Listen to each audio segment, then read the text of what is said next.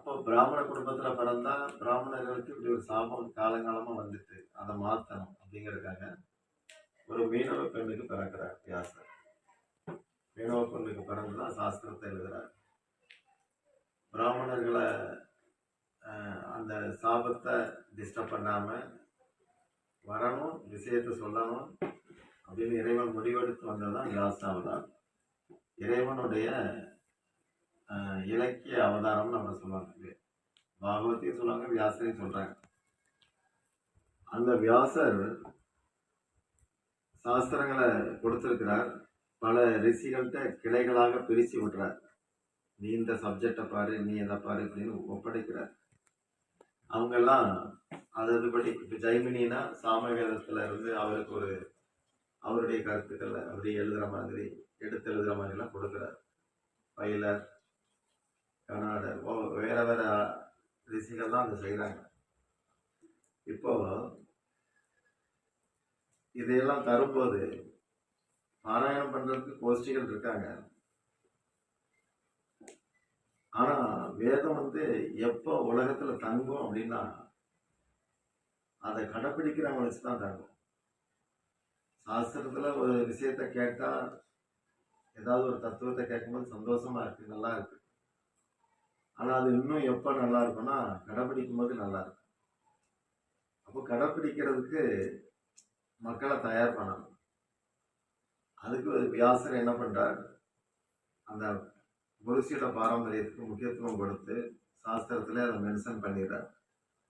ஸ்ரீ சம்பிரதாயம், ருத்ர சம்பிரதாயம், குமார சம்பிரதாயம், பிரம்ம சம்பிரதாயம், இப்படி சம்பிரதாயங்களை உருவாக்குறார். அதிலே அவர் சொல்லிடுறார், சம்பிரதாயத்துக்கு அப்பாற்பட்டு ஆன்மீகங்கிறது கிடையாது. அப்படி ஏதாவது சம்பிரதாயத்துக்குள்ள வராம அதுக்கு வெளியே இருந்துக்கிட்டு ஆன்மீகம்னு சொல்றது, மந்திரங்களை சொல்றது, இதெல்லாம் கால விரயம், பிராண விரயம் அப்படிங்கிறார். அது தேவையில்லை. எப்படி நான் யாருக்காவது ஆப்ரேஷன் பண்ணணும்னா அதுக்கு ஒரு அமைப்பு இருக்கு, இன்ஸ்டிடியூஷன் இருக்கு, அங்க போய் நான் படிக்கணும். அந்த அமைப்பு அங்கீகாரம் பெற்றதா இருக்கணும். அதுக்கு அங்கீகாரம் இருந்து என்ன அவங்க கற்றுக் கொடுத்து ஆப்ரேஷன் பண்ண அனுப்பியாச்சுன்னா சும்மா அனுப்பக்கூடாது, ஒரு சர்டிஃபிகேட் தரணும். அதுதான் அதிகாரம். போனஃபைட் அண்ட் ஆத்தரைஸ்ட், அந்த ரெண்டும் வேணும். அப்பதான் அவங்க வெளியே வேலை பார்க்க முடியும். இது மாதிரி அங்கீகாரம் வேணும், அதிகாரம் வேணும். அதை வியாசர் உருவாக்குறார். அதுக்குதான் சம்பிரதாயங்களை கொண்டு வர்றார். அப்ப வியாசர் என்ன, அவருடைய விருப்பம் என்ன, ஒரு பக்கம் சாஸ்திரமும் பாதுகாக்கப்படணும், அந்த சாஸ்திரங்களை பேஸ் பண்ணி அதை சார்ந்து வாழ்றவங்களுக்கெல்லாம் உதாரண புருஷர்கள்னு பேர். சாஸ்திரப்படி வாழ யாரு விரும்புறாங்களோ அவங்க எல்லாம் முன்மாதிரிகள், உதாரண புருஷர்கள். அவங்கள சுத்தத்துல சான்றோர், சான்றாக இருப்பவர்கள் அப்படின்னு சொல்லுவாங்க. ஆசரதி சிரேஷ்ட, சமஸ்கிருத சிரேஷ்ட அப்படின்னு உண்டு, உதாரணமா இருக்கிறவங்க. அப்போ சான்றா இருக்கிறவங்க தான் சான்றோர் அப்படின்னாங்க, சாஸ்திரத்தை சார்ந்து வாழக்கூடியவங்க. அப்ப வியாசர் கொடுத்த சாஸ்திரத்தை அப்படியே சார்ந்து இருக்கிற அந்த சாதுக்கள் ஒரு அங்கங்க இருந்தா கூட அந்த சாதுக்கள் ஒரே இடத்துல இருந்து அவங்களுக்கு மக்களுக்கு எதுவும் சொல்ல முடியாது. அவங்க தீர்த்தத்தை தேடி போயும் புனிதம் அடையலாம். ஆனா சாதுக்கள் தேடி புனிதப்படுத்துறாங்க. அதனால சாதுக்களுக்கும் தீர்த்த அப்படின்னு ஒரு பட்டம் உண்டு, தீர்த்த மகாராஜ் அப்படின்னு சொல்றோம், அந்த பட்டம் இருக்கு. இந்த சாது ஒரு அமைப்பை நமக்கு வலியுறுத்தும் போது என்ன ஆகுதுன்னா, மடங்களோ ஆசிரமங்களோ அதை அவர் காட்டுறார். அங்க குருநாதர் இருக்கிறார். குரு சாதுவாகவும் இருக்கிறார், குருவாகவும் இருக்கிறார். சத்குரு அப்படின்னு சொல்றாங்க. அப்ப அந்த குரு கிட்ட போறவங்க எல்லாம் அந்த குரு என்ன பண்றாரு, இன்னொரு சாதுவாக்குவார். இவங்க அந்த சாதுவாக்கப்படுறாங்களே, இவங்க வாழ்வு முறையெல்லாம் எங்க இருந்து வருது அப்படின்னா சாஸ்திரத்துல இருந்து வருது. அப்ப சாஸ்திரத்துல உள்ளத குரு பேசுறார். குரு பல சாதுக்களை உருவாக்குறாங்க. சாதுக்கள் சாஸ்திரப்படி நடக்கிறாங்க. இப்படி ஒரு முக்கோணம் இருக்கு, ட்ரையாங்கிள் இருக்கு. இந்த 3 மேட்ச் ஆனா தான் ஆன்மீகம் தலைக்கும். இதுல ஒண்ணு டேமேஜ் ஆனா கூட ஆன்மீகம் இருக்காது. இதுதான் நமக்கு மெஷர்மெண்ட். ஆன்மீக வாழ்க்கை வாழணுமா அப்படின்னா இந்த 3 இருக்கான்னு பார்க்கணும். ஒரு குருவிட்ட போறோம்னா அவருக்கு குரு இருக்கிறாரா, அவர்கிட்ட சேர்ந்தவங்க எல்லாம் எப்படி ஆஸ்பத்திரிக்கு போனவங்கலாம் நல்ல நிலைமையில வெளியே வந்தாங்களான்னு கேட்டு தான் ஆஸ்பத்திரியில் சேர்வாங்க. நோயாளியை சேர்க்கும் போது பார்க்குறோம், டாக்டர் கைராசியா அப்படின்னு. இதே மாதிரி அந்த குரு பல சாதுக்களை உற்பத்தி பண்ணியிருக்கிறாரா அப்படின்னு பாருங்க. பல சாதுக்களை உண்டு பண்ணாரா, இல்லை அசாதுக்களை உண்டு பண்ணியிருக்கிறாங்களா, அதெல்லாம் பார்க்கணும். உலக ஆசைய காட்டுறாங்களா, இறை நாட்டத்தை மட்டும் கொடுக்குறாங்களா, பௌதிக பின்னணிய ஆசீர்வாதம் பண்றாங்களா, இதெல்லாம் ஆபத்தானது. அதையெல்லாம் கவனிச்சு போகணும். இப்படி வியாசர் ஒரு வரைமுறைப்படுத்துறார். ஒரு குரு சாது சாஸ்திரம் எப்படி வருது. இதுல குரு பரம்பரைங்கிறது முன்னிருந்த குருமார்கள் அவங்களோட ஒப்பிடும்போது இப்ப இருக்கிறவங்க காலத்துக்கு தக்க கொஞ்சம் சுமாரா இருப்பாங்க. ஆனா வல்லமை ஜாஸ்தியா இருக்கும் முன்னையோட. இது எப்படின்னா, ஒரு மாமரத்துல கிருஷ்ணர் தலைமையில ஒரு கூட்டம் திருட போகுது. மாமரத்துல மாம்பழம் திருடணும். அப்ப கீழே பலராம இருக்கிறார். அவர் வந்து குரு தத்துவம். அவர் மேல நிறைய பேர் நிக்கிறாங்க ஏறி ஏறி. உச்சில கிருஷ்ணர் இருக்கிறார் மேல. அவர் பழத்தை பிடுங்கி ஒரு கடி கடிச்சு கீழே கொடுக்கிறார். அப்படி எல்லாரும் சொப்பி சொப்பி கடைசியில கொட்டைதான் கடைசியில இருக்கவங்க வருது. ஆனா கீழே இறங்க இறங்க சுவை கூடுது. இது மாதிரி கிருஷ்ணர்ல இருந்து சம்பிரதாயங்கள் ஆரம்பிக்குது.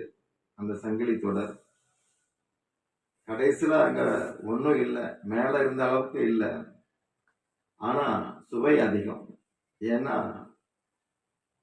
இங்க தரப்படுறது மெசேஜ், வஸ்து கிடையாது. பொருள் தரல, பொருளை தரல, அருள் செல்வம் தரப்படுது. அதனால சுவை ஜாஸ்தி. ஒருத்தர் சம்பிரதாயத்துக்குள்ள இணையாம இருக்கிறார், அவரும் ஆன்மீகமா கோயில் குளங்கள் சுத்தலாம், எல்லாம் செய்யலாம். ஆனா அது வந்து கடவுளை திருடுறதுக்கு சமம். நம்ம சித்தாந்த படி பார்க்கலாம். குரு கடவுளை தரக்கூடிய ஸ்தானத்தை கொடுத்து இறைவன் குருவை அனுப்புறார். இவங்கதான் என்னுடைய விநியோகஸ்தர் அப்படின்னு சொல்றாங்க. நாம அதை பொருட்படுத்தாம நேரடியா போய் அங்க போய் நிக்கிறோம்னு வச்சுக்கலாம். அது கடவுளுக்கு பிடிக்காது. அது மாதிரி சைத்தன்ய மகாபிரபு ரகுநாத் தாஸ் கோஸ்வாமிகிட்ட நடந்து காட்டியிருக்கிறாங்க. குருமுகமா வா அப்படின்னு. குருவும் நேரா போறவங்கள ஏன் இப்படி திருட்டுத்தனம் பண்றாங்கன்னு தான் பார்க்கிறார். நேர்மையா போக வேண்டியதானே. எப்படி எங்க போனா எது கிடைக்குமோ அங்கதானே போகணும். பால் வேணும்னா மடுவுல கைய வச்சா பால் வரும். வால்ல போய் கை வச்சா முடிதான் வரும். அப்ப என்ன தரணுங்கிறத தெரியாது. ஏன்னா சாஸ்திரங்கள் வந்து எது மாதிரினா, அது ஒரு மால் மாதிரி, பெரிய மார்க்கெட். அங்க என்ன வேணுமோ அதை பெறலாம். சில பேருக்கு குடும்பம் தான் முக்கியம்னு தோணும், அதுக்கேற்ற மாதிரி அங்க சாஸ்திரத்துல கிடைக்கும். சில பேருக்கு குரு தான் முக்கியம்னு படும், அது மாதிரி வரும். சில பேருக்கு கடவுள் தான் முக்கியம்னு படும், சில பேருக்கு எல்லாம் ஒண்ணு அப்படின்னு படும். என்ன இதயத்துல மனசுல என்ன இடம் போட்டோமோ, தராசுல ஒரு கல்லை வச்சாச்சு, அந்த கல் சமத்துவம் பெறும் சாஸ்திரத்துல. அங்க ஓனர் யாரு, அந்த மார்க்கெட்ல ஓனர் யாருன்னா கிருஷ்ணர் தான் ஓனர். நீங்க என்ன வாங்கணும்னு போனீங்களோ அது கிடைச்சிடும். ஆனா உங்களுக்கு என்ன கொடுக்கணுங்கிறது அந்த நிர்ணயம் கிருஷ்ணர் ஒரு குரு கிட்ட கொடுத்திருப்பார். நீங்க கடையில போய் ஒரு சரக்கை வாங்குறீங்கன்னா அவங்க ஏதாவது சொல்லி உங்ககிட்ட தள்ளிடுவாங்க. ஏன்னா நீங்க அதை வாங்க வந்ததுனால உங்களுடைய ஆசை தான் அங்க மதிப்பு. உண்மையிலே வஸ்துவோடைய மதிப்பு கம்மியா இருக்கும். உங்க ஆசைக்கு தக்க அதுக்கு மதிப்பு முன்ன பின்ன ஆகும். ஆனா நீங்க ஓனருக்கு வேண்டிய ஒரு நண்பரோட போறீங்க, ஓனருக்கு வேண்டிய ஆளோட அந்த மார்க்கெட்டுக்குள்ள போறீங்க. அப்போ முதல்ல கடைக்காரர் சொல்லிடுவார், ஓனர் சும்மா உள்ள அங்க போகாதீங்க, உங்களுக்கு என்ன வேணுங்கிறத சொல்லுங்க, அதெல்லாம் நான் அதுக்குன்னு சில வாடிக்கையாளர் உண்டு, அவங்களுக்கு வச்சிருக்கிறேன். நீங்க நம்ம ஆளுன்னு ஆச்சு, நான் தனியா வச்சிருக்கிறேன், உங்களுக்கு என்ன வேணுமோ நான் உள்ள இருந்து எடுத்துறேன் அப்படின்னு தருவார். தனியா கவனிக்கிறார். அப்படி ஓனருக்கு வேண்டிய நண்பரோட போகும்போது தனி சரக்கு கிடைக்கும், இல்லாட்டி கடை சரக்கு தான் கிடைக்கும். இதே போலதான் குருவோட போகும்போது கிருஷ்ணர் தர வேண்டியது தருவார். குருவுக்கு எதை கொடுக்கணும்னு தெரியும், அதை கிருஷ்ணர் சாங்ஷன் பண்றார், அவர் மூலமா நிகழ்த்துறார். அப்ப வியாசர் அதுக்காகவே பாரம்பரியம் கொடுத்தார். அதான் நம்ம குருநாதர் சொல்லுவாங்க பொய்மாலை இதுல, அகந்தையும் கர்வமும் உங்களை வழி நடந்துச்சுன்னா நீங்க குரு கரணை இல்லாம போயிருவீங்க, குருவை எடை போட ஆரம்பிச்சிருங்க அப்படின்பார். பொதுவா ஆன்மீக வாழ்க்கையில 100க்கு 90 பேரை கர்வம் தான் கைடு பண்ணும். சும்மா அந்த கூட்டத்துல யூஸ் பண்றதுக்கு குருவை பயன்படுத்துவாங்க. பிரபாத சொல்லியிருக்காங்க, குரு சொல்லியிருக்கிறாங்க, அவர் சொல்லியிருக்காங்க, இவர் சொல்லியிருக்காங்கன்னு சொல்லுவாங்க. அது எதுக்குன்னா உள்ள சுய நோக்கு இருக்கு. நிறைய தத்துவ திருடர்கள் உண்டு ஆன்மீகவாதிகள். தத்துவ திருடர்னா அங்க சொன்னது இங்க சொன்னதை எடுத்து அப்படி பேசிட்டு நல்ல பேர் வாங்கிட்டு போயிடுவாங்க. ஆனா வியாசர் விரும்புறது நடக்கிறவங்கள தான், சொன்னபடி நடக்கிறவங்க, நடிக்கிறவங்க தேவையில்லை. அதனால இது ரொம்ப கண்டென்ஸ்டா இருக்கு. கடவுள்கிட்ட போற பாதை இடுக்கன் ஜாஸ்தி, ஒடுக்கமாவும் இருக்கும். ஆனா தப்பான பாதை அகலமானதா இருக்கும், ரொம்ப சௌகரியமா இருக்கும் பார்க்கறது. காரணம் என்னன்னா அது ஆத்மா வரைக்கும் போகாது.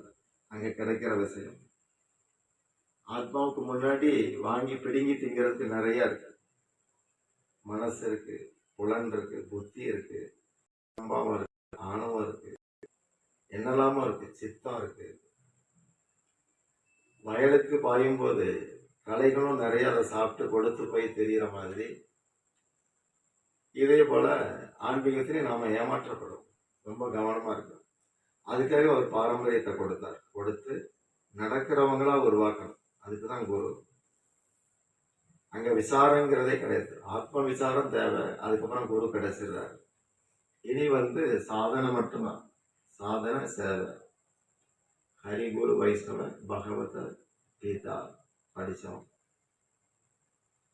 பகவானுக்கு தொண்டு செய்யுங்க, குருவுக்கு தொண்டு செய்யுங்க, வைஷ்ணவனுக்கு தொண்டு செய்யுங்க, பகவத்கீதா பாகவதம் படிங்க, இவ்வளவுதான்.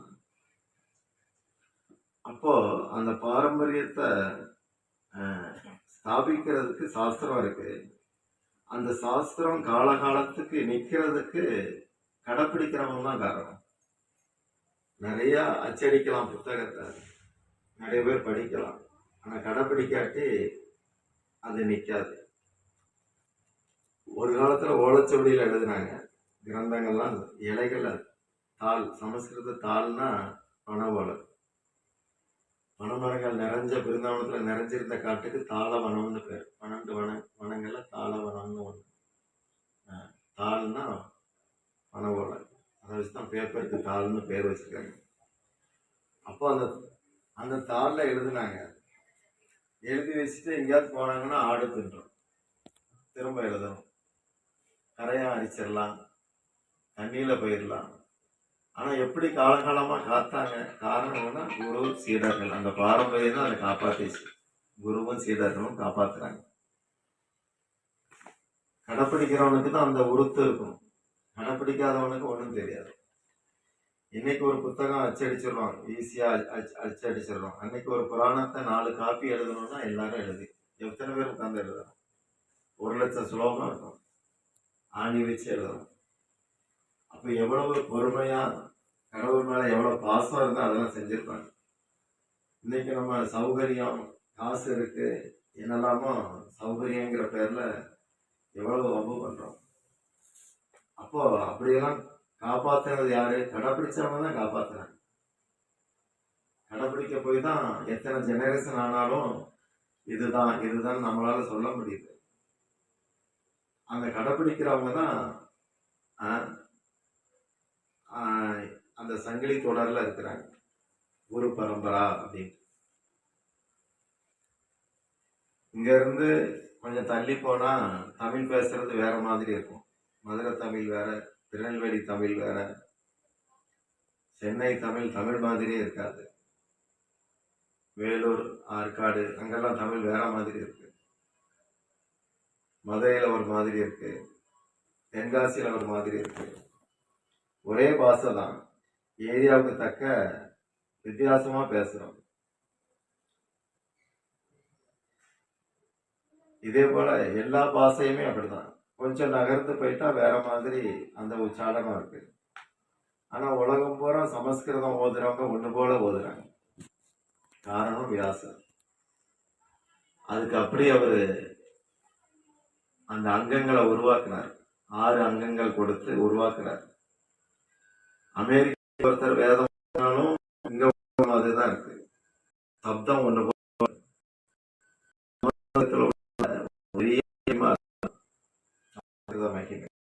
ஒண்ணு போல உலகம் ஒரே யூனிஃபார்ம். அதுல இருந்து அது வந்து இறைவனுடைய பாஷை, இதெல்லாம் மக்களுடையது. தமிழ்ல ஒரு அழகு இருக்கு. சிவபெருமான் தமிழ் வளர்த்தார். அப்ப சமஸ்கிருதத்துல உள்ள விசேஷம் என்ன? சப்தத்துக்கு தான் வேல்யூ, சப்தத்துக்கு தான் மதிப்பு. சப்த மாத்திரேன அப்படிம்பாங்க, சப்தத்துக்கு தான் மதிப்பு. நடு ரோட்ல போயிட்டு இருக்கிறோம், லாரி ஆரன் அடிக்கிறான், உடனே விலகிடுறோம். அந்த லாரி டிரைவர்கிட்ட என்ன இப்படி சத்தம் கொடுக்குற, அந்த ஹாரனை தமிழ்ல அடி அப்படின்னு சொல்ல மாட்டாங்க. அந்த சப்தத்துக்கு தான் மதிப்பு. சமஸ்கிருதம் அப்படி. இதையெல்லாம் வியாசர் எவ்வளவு எதிர்காலத்துக்காக எத்தனை கோடி ஆண்டுகளுக்கெல்லாம் சேர்த்து அவர் வந்து முன்னவே நிர்ணயம் பண்றார். குரு சீட பாரம்பரியத்தின் மூலமா நிர்ணயிக்கிறார். அதுல பொறுப்பு அதிகம். ஒவ்வொரு குருமார்களுக்கும் பொறுப்பு அதிகம். சீடர்கள் பொதுவா பொறுப்பானவங்களா இருப்பாங்கன்னு சொல்ல முடியாது. அவங்க எந்த சூழல்ல தீட்சை பெற்றாங்களோ, சீடன் ஆனாங்களோ நமக்கு தெரியாது. அவங்களுக்கு தேவை, எங்ககிட்டயும் ஒரு வெளிநாட்டு கோப்பை இருக்கு, பக்கத்து வீட்டுல ஒரு டீப்பாய் இருக்கு, நல்ல வெளிநாட்டு கோப்பை தட்டு. ஒரு வீட்டுல ஒரு சாப்பிட ஒரு மேய்ச்சல் வாங்கினா அந்த தெருவில் எல்லாரும் வாங்குவாங்க. ஒருத்தர் திருப்பதியில போய் மொட்டை போட்டா அடுத்தர் திருச்செந்தூர்ல மொட்டை போடுவார். இது மாதிரி எங்ககிட்டயும் இருக்கு அப்படிங்கிற மாதிரி தான் பொதுவா இருப்பாங்க. இன்னைக்கு எங்க போய் கேட்டாலும் நாங்க அங்க தீட்சை வாங்கியிருக்கோம், அங்க மந்திரம் வாங்கியிருக்கோம், இங்க வாங்கியிருக்கோம், அங்க அப்படிதான் சொல்லுவாங்க. ஆனா வியாசருடைய விருப்பம் கடைபிடிப்பாளர்கள் தேவை. நம்ம உண்மையிலே சாஸ்திரத்தை கடைப்பிடிச்சிருந்தா நமக்கு நல்ல ராஜாங்கம் அமைஞ்சிருக்கும். ராமராஜ்யத்தை எப்பவோ ஸ்தாபிச்சிருக்கலாம். நம்ம கடைப்பிடிக்கல, அதனால ஒன்னுத்துக்கும் உதவாததுகள்லாம் ராஜ்யம் அப்படிங்கிற பேர்ல நாட்டுல தப்பா போயிட்டு இருக்கு. நாடு பூரா நமக்கு அது சின்ன ஒரு கேவலமான உதாரணம் இருக்கு. அப்போ கடைப்பிடிக்கிறவங்களை தான் அவர் விரும்புறார் வியாசதேவர். அப்படிப்பட்ட கடைப்பிடிப்பாளரை அவர் விரும்பும் போது அதை உருவாக்கக்கூடிய கெப்பாசிட்டி, தகுதி குருநாதர்களுக்கு இருக்கு.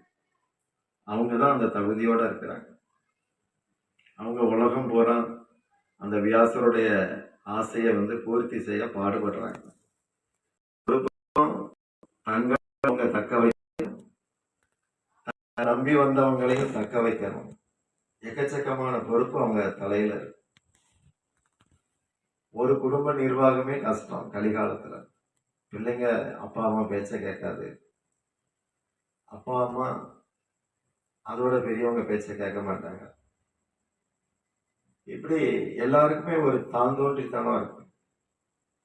அதுல இருந்து மனசுதான் எல்லாங்கிற நினைப்புல இருந்து குரு தான் எல்லாம், சாஸ்திரம் தான் எல்லாம், பகவான் தான் எல்லாம் அப்படிங்கிற நினைப்புக்கு கொண்டு வர்றது எவ்வளவு கஷ்டம். டெடிகேஷன் வேணும், சமர்ப்பண புத்தி இருக்கணும். அது அவ்வளவு சுலபமா அமையாது. ஏன்னா ஆத்மாவையும் உடலையும் இணைக்கிறதே அந்த திமிரு தான், ஆணவம் இணைக்குது. அதுல இருந்து ஆத்மாவை எப்படி பிரிக்க முடியும்? ஆத்ம தளத்துக்கு ஒருத்தர் வந்துட்டாலே ரொம்ப காலம் உயிரோடு இருக்க முடியாது. நம்ம கிட்ட என்ன, கடவுளுக்கு தொண்டு செய்யணுங்கிறதுனால உயிரோட இருக்கிறோம். இல்லாட்டி கிருஷ்ணபக்தியில கிடைக்கிற ஆத்ம ஞானம் மேற்கொண்டு உயிரோட இருக்க ஆசையை உண்டாக்காது. தொண்டு செய்யறதுனால நாம திரும்ப திரும்ப பிறந்தாது தொண்டு செய்வோம்னு ஆசைப்படுறோம். அப்படிதானே பாடியிருக்கிறாங்க ஆண்டாலும். அப்போ அந்த மாதிரி வியாசருடைய இஷ்டத்தை பூர்த்தி செய்யறாங்க குருமார்கள். அப்போ வியாசர் பிறந்தனால நாம குரு பூர்ணிமா, வியாச பூர்ணிமா, குரு பூர்ணிமா அப்படின்னு கொண்டாடுறோம். யார் பிரசன்ட் ஆச்சாரியரா இருக்கிறாங்களோ அவங்கள வியாசராக நினைத்து நாம வழிபடுறோம். அதன் மூலமா நாம மொத்த சம்பிரதாயத்துக்கும் நம்ம நன்றியை செலுத்துறோம், அவங்க ஆசீர்வாதத்தை விண்ணப்பிக்கிறோம். இதுதான் வியாசத்துடைய விஷயம். இப்படி நாம குரு மூலமாக வியாசரை இன்னைக்கு நினைவு கூர்ந்து பார்க்கிறோம். ஹரே கிருஷ்ணா.